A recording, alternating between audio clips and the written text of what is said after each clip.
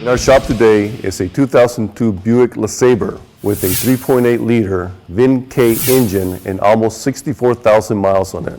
The owner is concerned because the check engine light is on. He also indicated that the fuel efficiency has dropped and the car does not seem to have the power it once had. We first checked for codes with a scan tool and found a P0171 stored. Code P0171 means the front oxygen sensor on bank 1 has detected more oxygen than normal in the exhaust stream. Bank 1 is the bank housing cylinder number 1. On this V6 engine, it is the cylinder bank closest to the firewall.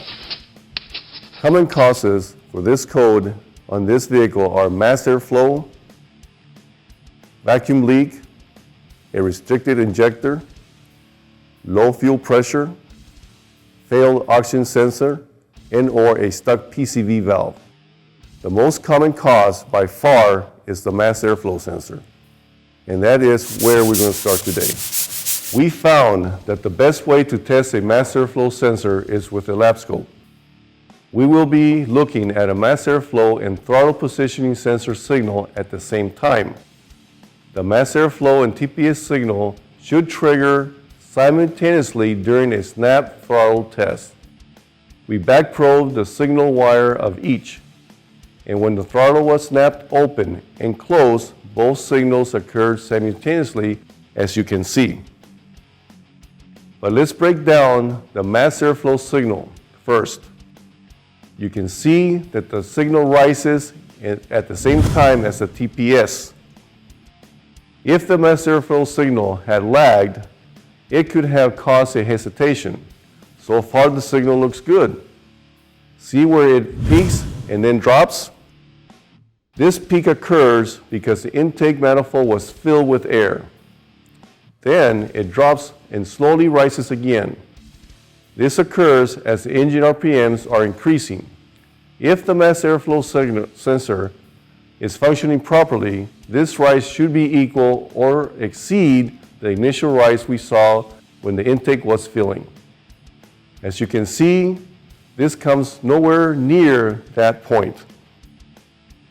We removed the mass airflow sensor to take a closer look.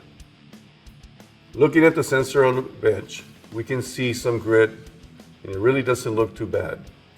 This is where having the resources of a world-class automotive component manufacturer comes in handy.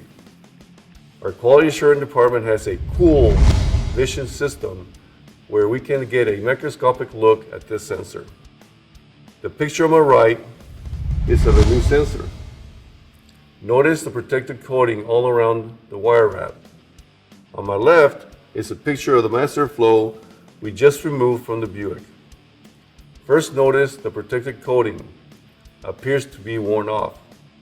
The grit is covering a fair portion of the sensor. This contamination will definitely affect the sensor's ability to detect air, flow, or mass.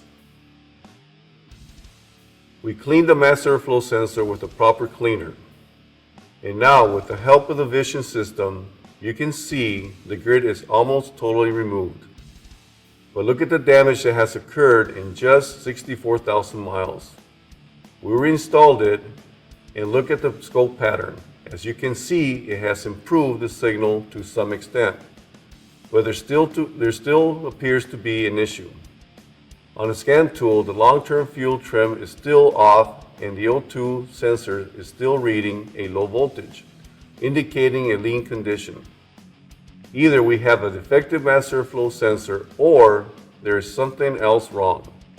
We installed a new mass airflow sensor, and now you can see the pattern is better.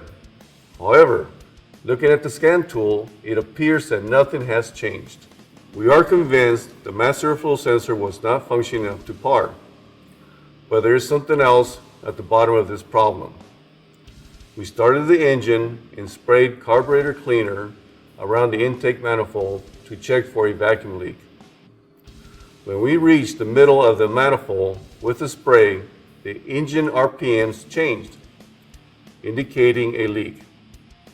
Taking a closer look, we found a vacuum cap had burnt off on the back of the intake manifold.